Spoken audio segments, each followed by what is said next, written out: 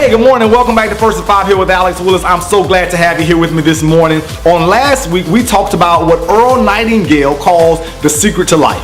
And that is we become what we think about the majority of the time.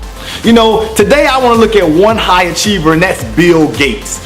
When asked the question, what's the one word that he contributes to his success, the one word that he identified was his ability to focus.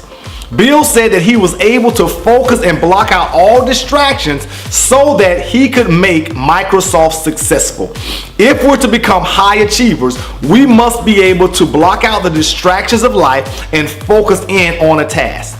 So here's what I want you to do. This week, I want you to begin to identify what I like to call the MVP. This is your most valuable priority.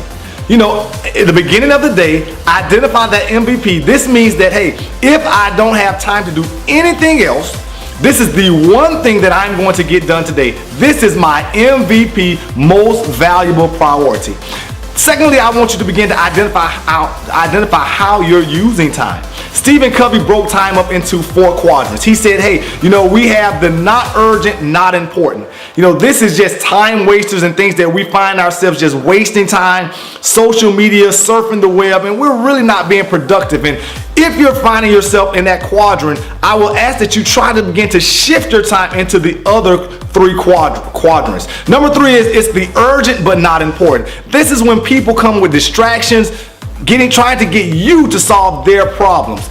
And if at all possible, I want you to try to move out of this quadrant. You know, quadrant number 3 is it's the urgent important. You know, this is living life by fire. Oftentimes, this is often putting out a lot of fires from crisis to crisis. And truth be told, you cannot live a life sustainable in ICU. You must move out of that quadrant. But oftentimes, we stay there because we feel productive. I would like you to try to begin to shift life and move to the not urgent, important box.